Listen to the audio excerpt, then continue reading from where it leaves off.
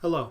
I wanted to share with you a method that I've come up with today about organizing family history research, particularly the records of individuals and how they relate to a home person. The system I've developed, I came up with today. I can't believe that nobody else has thought about this, so there may be something out there like this that I don't know about. If there is, please let me know in the comments below, and we can share it and compile it. But the idea that came to me is how to individually organize individuals that I could trace back the relationship or look at the number and understand what that relationship is to those people around it, and in particular to the home person. So the idea here is that a number is assigned to each individual, and that number increments based on the relationship to each other as well as to the home person. As we begin, the home person is the beginning person. For example, if this were my family tree, I would be person 0. And at this point, I have two parents, a father and a mother. Now, males and females, just as a rule of thumb, will receive a different number. And you'll see it incremented throughout the process. The final number, or the ending number, for all males is an odd number. And for females, it's an even number. So in this instance, where person number 1 is my father, he receives the number 1. And my mother, receives number 2. And that's a single digit. This single digit tells us that we're at the first generation from the home person. Now, as we move up from number 1, and you can go either direction, the father and mother each receive an additional digit at the end. So they inherit the 1 from person number 1. And then depending on their gender, they get incremented or appended a 1 to the end. So for males, they become 1 and females become 2.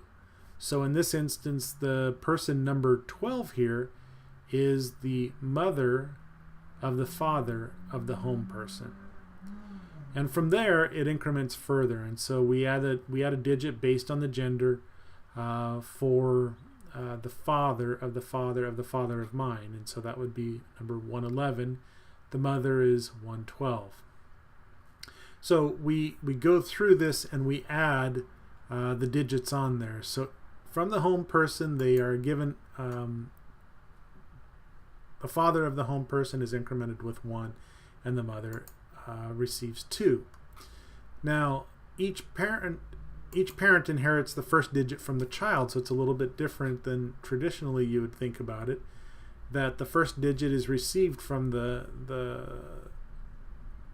child. So in this instance of person number 2 here, the mother is 02 or 2, designating that as the mother of the home person.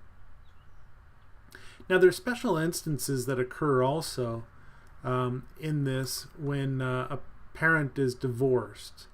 In terms of divorce, the designation or the appendage at the end for those biological parents of the child is appended with an X, and that indicates a divorce. Okay. For other special instances, in the cases where a parent adopts a child, an A is appended at the end, and so we would put that to indicate an adoption or a non-biological relation.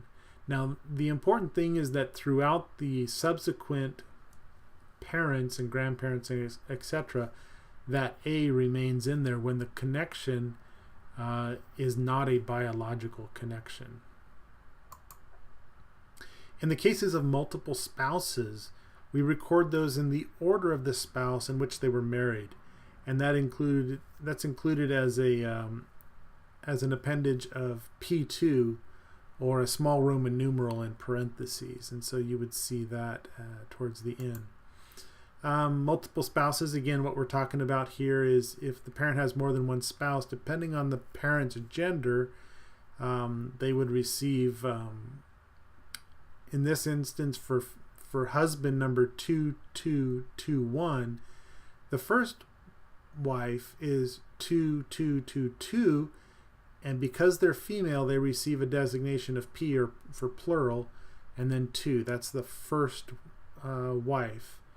The second wife is 2222P4, and you notice the incrementation is based on the even number.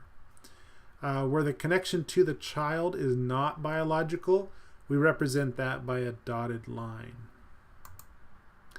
Children, this is a scalable format or a method for cataloging and indicating relations. Children of parents may also be indicated and included, and they receive the number of their parent, either father or mother, whatever it is. It should be consistent throughout the tree. In this instance, in the example here, there's parents number 121 and 122, for example, have 4 children: a son, another son, a daughter, and a 4th child that's a son, and in that birth order. And in this instance right here, the number of those children are receive it from their father, the first number, 121, and the first boy is, because he's a male, he receives increments on an odd number. He is 0.01 for the first boy. The second boy is 0.03.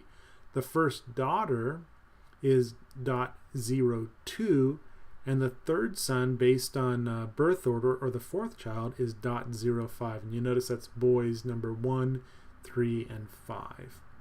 So this is a kind of a process or a method of collecting these kinds of and cataloging these. It also shows you could look very quickly and you would know based on the home person who this third son, or number 121.05, is.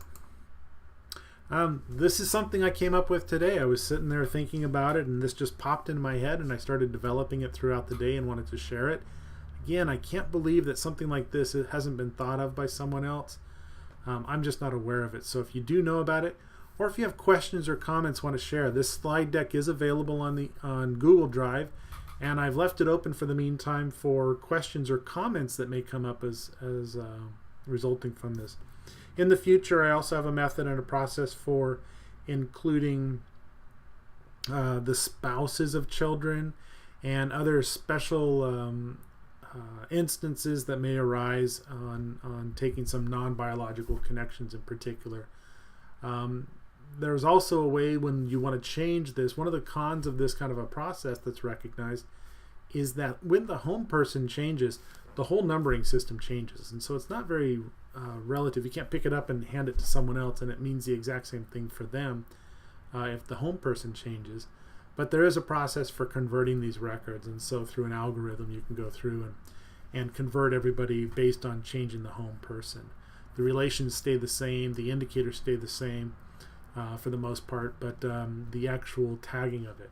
So this is a very individual and one way for you to organize your family history. It is not very scalable in the sense of picking it up and handing it to someone else that doesn't really know it, or converting it or diving in certain points into the tree and trying to discover from there. But it does make it a whole lot easier for uniquely identifying them. So I was glad to share this with you. Again, love your questions and comments. Go ahead and comment them down below. If you liked the video, please do a thumbs up. If you didn't like the video, just go ahead and go on to the next one. But I appreciate your comments and any questions you may have. So thank you very much.